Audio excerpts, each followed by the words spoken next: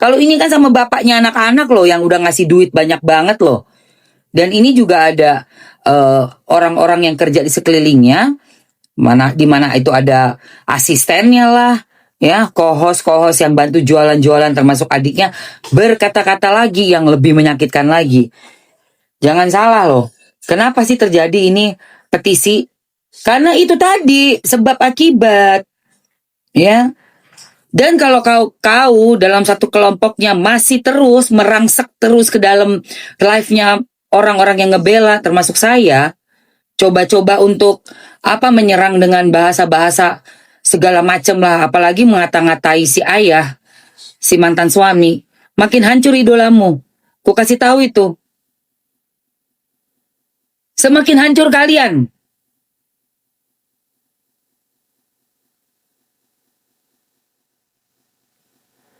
Ya, semakin hancur kalian.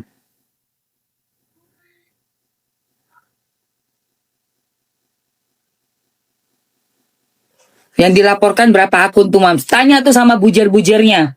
Mereka kan udah menyebarkan berita hoax kan, baik sayang.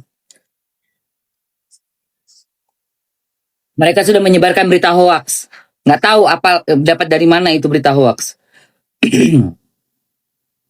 Aku siap-siap dulu. Oh iya, bos aku. Oke Zil, aman. Ya. Jadi biar kalian tahu ya, orang itu terjadi pemboikotan, cancel culture itu nggak semerta-merta begitu, nggak semerta-merta netizen tuh jadi jahat gitu, nggak ada itu. Baru pertama kali di Indonesia tuh ada cancel culture ini. Ini pertama kali, gila loh.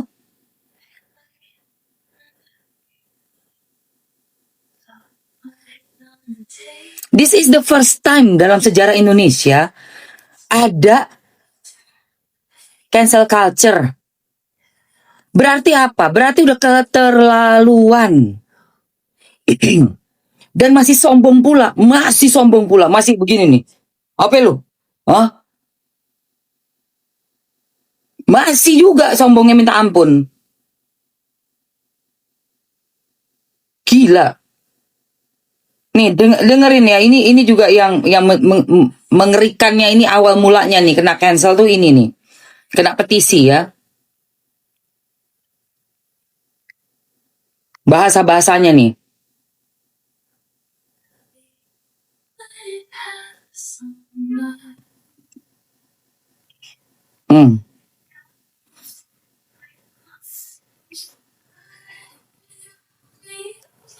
You always watch me, I know you. Kalau tadi bilang penjilat, kerja itu pakai hati, sama otak, sama tenaga, bukan cuma. Ayo, yang mau hate, aku suka banget di hate, because you always watch me, I know you. Kalau tadi bilang penjilat, kerja itu pakai hati, sama otak, sama tenaga, bukan cuma.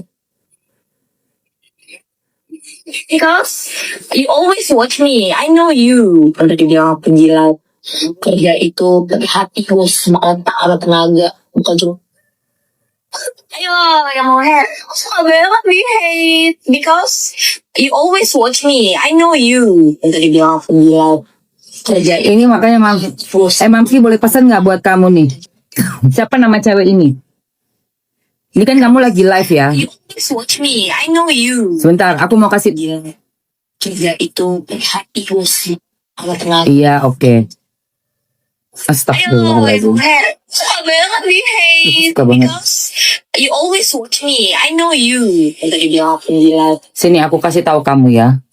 Saya kasih tahu kamu, namamu siapa ini? Siapa kamu namanya? Kamu asistennya kan? Mamsi kasih tahu kamu. Ini kabar buruknya ya. Kabar buruk dulu ya. Pertama, menjadi seorang host jualan di sosial media. Turun. Ini turun dulu. Nanti sayang mama lagi. Tunggu dulu, mama lagi serius. Ini tunggu dulu sini. Nah, mama lagi serius. Manda, oh ya. Teruntuk asisten yang bernama Manda. Manda, Mamski mau kasih tahu kamu ya. Kamu ini kan bekerja untuk orang. Bekerja untuk seorang influencer yang berjualan di TikTok. Manda harus tahu. Ini yang Mamski kasih tahu juga ke asisten Mamski, ke co-host. ke semua yang kerja sama Mamski. Pertama, jagalah mulut dan tata krama dalam live. Dinyalakan HP ini berarti kamu sudah menyiarkan dirimu ini ke seantero dunia internet. Berarti bisa kemanapun gak berujung. Sebagai orang yang masih bekerja di sosial media, kamu harus tahu bahwa netizen itu adalah raja. Itu siapa? Dokter Oki. Hai Dokter Oki Prata. Dokter Oki serius ini?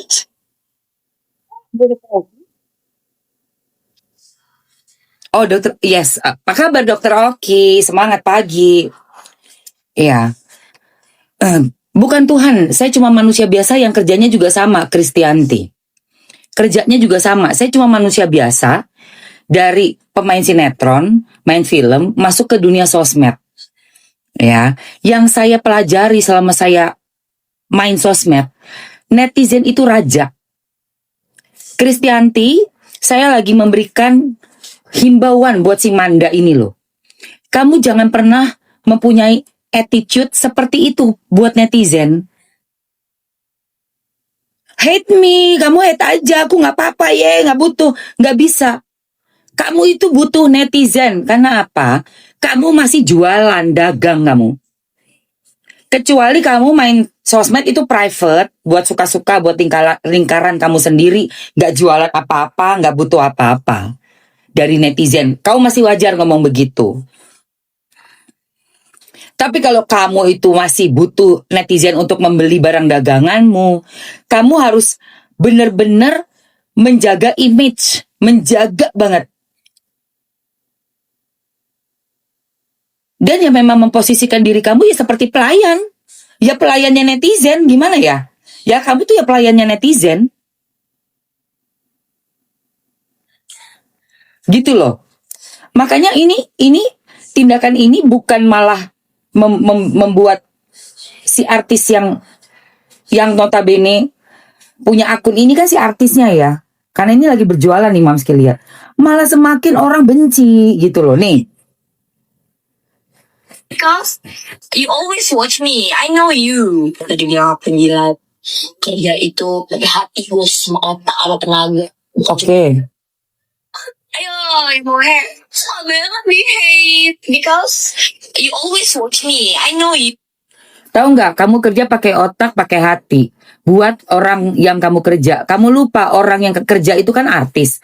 Artis itu hidup matinya tuh di netizen kalau kerjanya di sosmed. Kamu tuh harusnya kerja pakai perasaan, pakai hati itu untuk netizen.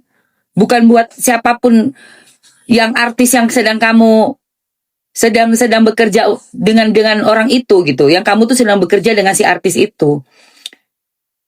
Kamu salah. Kamu kan kerja nih kayak Jiun nih, kerja sama Mamski. Memang betul Mamski yang menggaji Fuji, membayar Mbak Fuji gitu ya.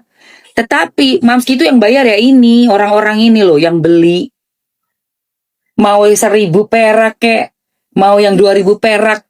Tapi kan dari 2.000, dari satu-satu orang beli itu terkumpul uang. Ya itu yang kita jadikan pegangan untuk apa? Ya untuk kita hidup gitu. Kasarnya loh ya. Kasarnya gitu. Memang iya, gak usah munafik. Nggak ngapain jualan kalau nggak pengen ada pemasukan. Pastinya ya butuh pemasukan kok. Gitu loh.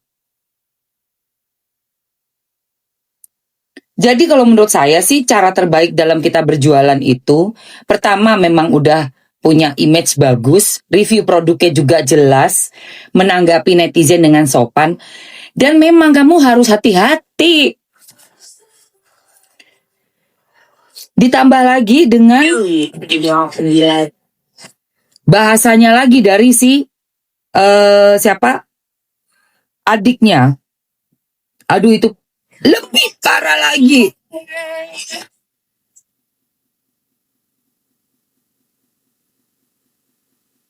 Makanya ini kenapa terjadi petisinya ya. Oh siapapun yang ngomong, gue jadi bininya juga lu cuma mau punya anak, kalau nafkain kan gue usah perlu pergi mati ya, gue rasa ya, lu mati ya sono. Ya, cuma mau nafkain, cuma mau ini tapi nggak mau nafkain, cuma mau punya anaknya doang, nggak mau nafkain, apa gunanya? Tanggung jawab gue sih, itu tanggung jawab ya, itu nggak usah dibahas.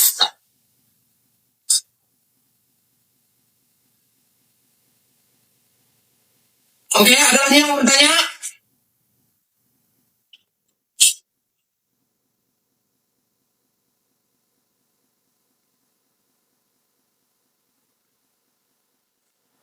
Ingat, Kalau yang berurusan sama keluarga gua sama ponakan gua gak perlu ngomong. Ayo 17, ada yang mau ditanyakan?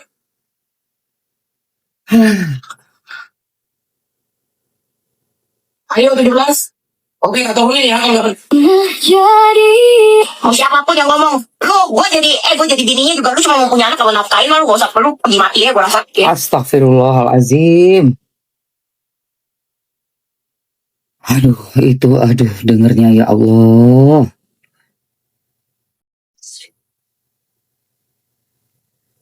Itulah makanya kenapa semakin masyarakat antipati dan membuat petisi itu sehingga sekarang sudah lebih 50.000 orang. Ya Allah.